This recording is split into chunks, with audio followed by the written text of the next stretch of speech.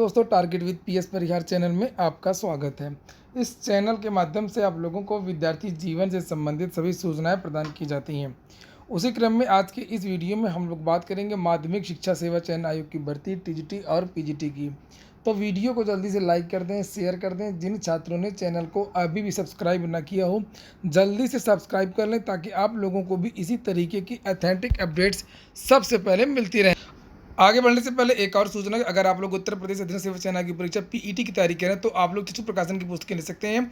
UP PET की यहाँ पर प्रैक्टिस सेट आपको दिखाई दे रही है। 20 प्रैक्टिस सेट है इसमें और 1950 से ज़्यादा बहुविकल्पी प्रश्न है। काफ़ी अच्छी पुस्तक है। इसमें जो उत्तर की जो व्याख्या, जो प्रश्नों की जो व्याख्या दी गई है वो काफ़ी अच्छी है। यूपी के पैटर्न पर यह तैयार की गई है। सभी कापी किताबों की दुकानों पर आपको ये पुस्तक देखने को मिल जाएगी। यहाँ पर आप लोग देख सकते हैं पूरे प्रैक्टिस सेट यहाँ पर दिए हुए हैं। ये प्रश्न है और यहाँ पर नीचे इनकी विस्तृत व्याख्या भी दी गई है। तो आप इस पुस्तक को भी ले सकते। और अगर स्टडी मटेरियल के संपूर्ण गाइड लेना चाहते हैं तो चक्षु प्रकाशन की संपूर्ण गाइड भी आती है। प्रैक्टिस सेट अलग आती है और संपूर्ण गाइड अलग आती है। तो दोनों में से कोई पुस्तक आप लोग ले सकते हैं, ऑफलाइन और ऑनलाइन। ऑनलाइन अगर लेना चाहते हैं तो उसकी जो लिंक मैंने डिस्क्रिप्शन बॉक्स में दे दी है। चलिए शुरू करते हैं आज की सूचना को। आज की जो सूचना है वो है माध्यमिक शिक्षा सेवा चयन बोर्ड की भर्ती टीजीटी और पीजीटी की। सुबह की वीडियो में भी मैंने आप लोगों से बताया था और मैं खुद धरना प्रदर्शन में उपस्थित रहा हूँ। मैं खुद सुबह गया था और देख रहे हैं आप लोग, मैं माध्यमिक शिक्षा सेवा चयन बोर्ड में हूँ और यहाँ पर खान और उनकी टीम है। आप लोग जानते होंगे ये एलटी को महसूस करिए। कुछ आ रहा है ना, कुछ आने दीजिए। कुछ आ रहा है, कुछ आ जाएगा।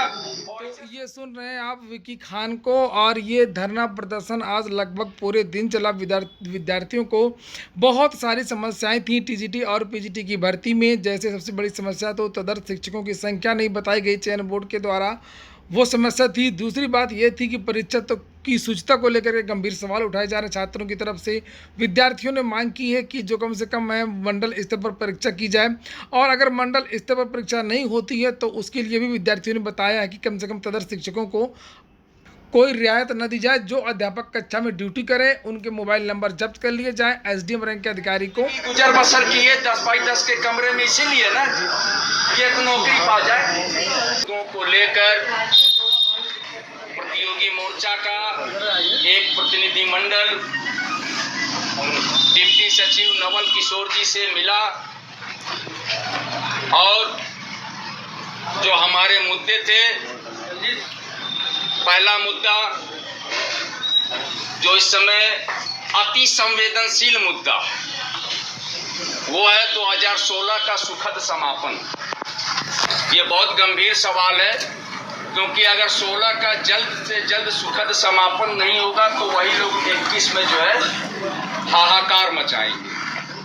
नए बेरोजगारों के पेट पर लात मारने की साजिश में शामिल हो जाएंगे, जो कि बिल्कुल प्रतियोगी मोर्चा नहीं चाहता कि ऐसी कुछ चीजें हों जिससे एक व्यक्ति 2 नौकरी पाए और एक व्यक्ति एक भी नौकरी न पाए। तो प्रतियोगी मोर्चा एक विचारधारा पे काम करती है। इस बात को ध्यान रखिएगा कि है टीजीटी सामाजिक विज्ञान वालों कितने लोग हो, हाथ उठाओ ऊपर।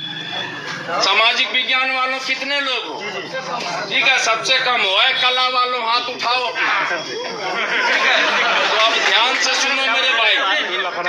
यह टीजीटी सामाजिक विज्ञान वालों, तुम्हारे इंटरव्यू के दौरान प्रतियोगी मोर्चा के सदस्यों ने लगातार चिल्ला कर एलटीजीआईसी वालों से आग्रह किया था कि एलटीजीआईसी वालों जिनका चयन हो गया है वो सामाजिक विज्ञान का इंटरव्यू न दे, हिंदी का इंटरव्यू न दे। और लगभग टीजीटी सामाजिक विज्ञान में 1000 लोगों ने इंटरव्यू छोड़ने का काम किया था प्रतियोगी मोर्चा की मुहिम पर। इतनी कमजोर तालियों के लिए बेहद शुक्रगुजार हूं आप लोगों का। आप लोगों को समझना चाहिए कि आज के दौर में जहां नौकरी की भारी किल्लत है, एक अदद नौकरी की तलाश में दर बदर भटक रहा नौजवान, उसके लिए, उसके सपनों को पूरा करने के लिए, उसके माँ बाप के सपनों को पूरा करने के लिए प्रतियोगी मोर्चा ने एक पूरे बृहद स्तर पर मुहिम चलाई है कि एक व्यक्ति एक नौकरी, समान ग्रेड पे की एक व्यक्ति एक नौकरी। और इसमें लगभग सफलता भी हमको मिलती रही है। 1000 लोगों ने जो LTGIC में चयनित थे उन्होंने TGT, बहुत सारे निचले पायदान के। तो आज के धरने प्रदर्शन के बाद में जो प्रतियोगी छात्र मोर्चा है उसकी तरफ से एक प्रेस विज्ञप्ति जारी की गई है, जिसमें ये बताया गया है कि जो माध्यमिक शिक्षा सेवा चयन बोर्ड के जो सचिव हैं नवल किशोर, उन्होंने क्या बताया है जो विद्यार्थियों की मांगे थी। लिखा है कि लगभग 12 बजे 5 सदस्यीय शिष्टमंडल जिसमें विकी खान, भोलेनाथ वर्मा, उदय यादव, विनोद यादव, ओमान सिंह ने चयन बोर्ड के डिप्टी सचिव नवल किशोर से मुलाकात की। डिप्टी सचिव ने स्पष्ट किया कि TGT कला 2016, TGT सामाजिक विज्ञान 2016, प्रवक्ता कला 2016 का रिजल्ट हिंदी प्रवक्ता का पैनल अतिशीघ्र कभी भी जारी किया जा सकता है। और तदर्थ शिक्षकों के मामले में भी कहा कि यहाँ पर लिखा हुआ है कि तदर्थ शिक्षकों की संख्या का विवरण प्रवेश पत्र जारी होने के समय प्रकाशित किया जाएगा तथा तदर्थ शिक्षकों की सीटों को मूल विज्ञापन में भी जोड़ा जाएगा। प्रतियोगी मोर्चा ने 75 जिलों में संपन्न कराई जा रही परीक्षा की शुचिता एवं पवित्रता को लेकर के सवाल खड़ा किया। मोर्चा के सदस्यों का कहना था कि सभी जिलों में परीक्षा संपन्न कराए जाने से परीक्षा की शुचिता गंभीरता से प्रभावित हो सकती है। जवाब में उप सचिव ने स्पष्ट किया कि चयन बोर्ड परीक्षा की शुचिता को लेकर के व्यापक स्तर पर तैयारी कर रहा है तथा प्रतियोगी मोर्चा द्वारा ज्ञापन में दिए गए सुझावों पर पूर्ण रूप से सहमति व्यक्त की है। और डिप्टी सचिव ने स्पष्ट किया है कि आज चयन बोर्ड की होने वाली मीटिंग में आपके ज्ञापन के सभी बिंदुओं पर गंभीरता पूर्वक विचार किया जाएगा। विकी खान, अध्यक्ष प्रतियोगी मोर्चा। तो हो सकता है कि अगले सप्ताह के अंत में जो है तदर्थ शिक्षकों के मामला जो है स्पष्ट कर दिया जाए कि आखिरकार कितनी सीटें हैं और वो जो मूल विज्ञापन में जो 15,198 जो पद थे उनमें जोड़ दी जाए। और इसी के संबंध में आज युवा मंच ने फिर से एक पत्र भेजा है। युवा मंच ने इस मुद्दे पर पहले भी धरना प्रदर्शन किया था और यहाँ पर ये देख सकते हैं युवा मंच ने आज बहुत सारे जो पत्र हैं वो अपर मुख्य सचिव को भेजा है, प्रमुख सचिव को भेजा, माध्यमिक शिक्षा सेवा चयन बोर्ड के और बहुत सारे अधिकारियों को पत्र भेजा है।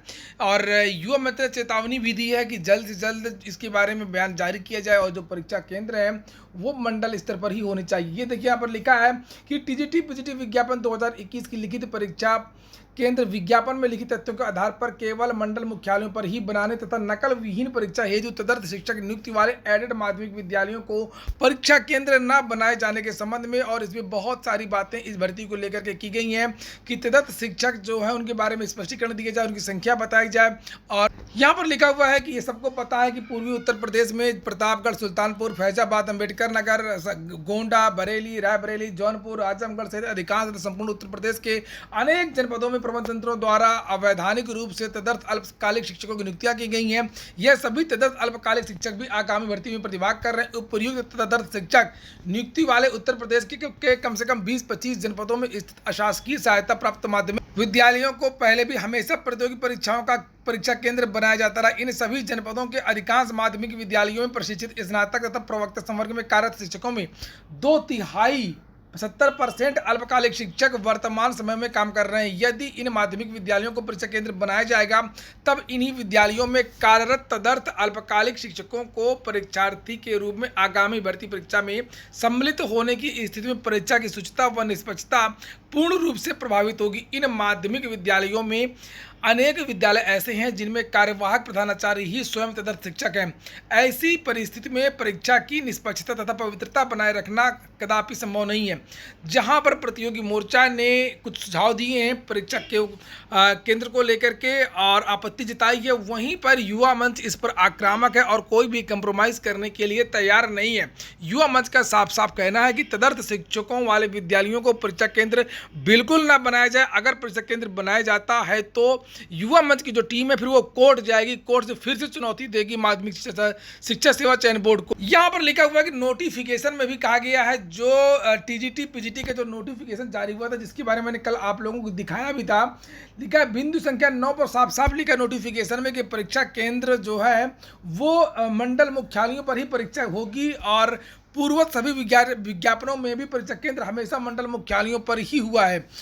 लेकिन इस बार अगर ऐसा बदलाव होगा तो फिर विज्ञापन को चुनौती दी जाएगी और ये जो है नोटिफिकेशन में बदलाव होगा। अगर ऐसा होता है प्रत्येक जनपद में अगर परीक्षा केंद्र बनाए जाते हैं। यहाँ पर एक बात और उठाई है युवा मंच ने कि लिखित परीक्षा की पवित्रता बनाए रखने तथा नकल विहीन परीक्षा कराने के लिए चयन बोर्ड को किसी मंडल के निवासी परीक्षार्थी को उसके समीपवर्ती किसी दूसरे मंडल में परीक्षा केंद्र आवंटित कर देना चाहिए। इससे किसी प्रकार की बहुत असुविधा भी नहीं होगी, क्योंकि इस पूरे देश में रेल सेवा, रोडवेज बस सेवा, प्राइवेट बस सेवा तथा अन्य यात्री साधन निर्बाध रूप से संचालित हो रहे हैं। संपूर्ण जनता पूरे प्रदेश में निरंतर समान रूप से एक जनपद से दूसरे जनपद में यात्रा कर सकती है। अतः अपने मंडल के समीपवर्ती मंडल मुख्यालयों तक आने जाने में किसी प्रकार की असुविधा नहीं होगी। तो युवा मंच ने यह भी एक सलाह दिया है कि मंडल स्तर पर परीक्षा हो, लेकिन तदर्थ शिक्षक को उस मंडल में भी परीक्षा न देने दी जाए, उसको दूसरे मंडल में भेजा जाए। तो ठीक है दोस्तों, ये हो गया आज का वीडियो। देखते हैं आगे क्या होता है। और वीडियो अगर आपको अच्छा लगा हो, आपके काम का हो, तो वीडियो को लाइक अवश्य कर दें। जिन छात्रों ने चैनल को सब्सक्राइब ना किया, सब्सक्राइब कर लें। पूरा वीडियो सुनने के लिए बहुत बहुत धन्यवाद।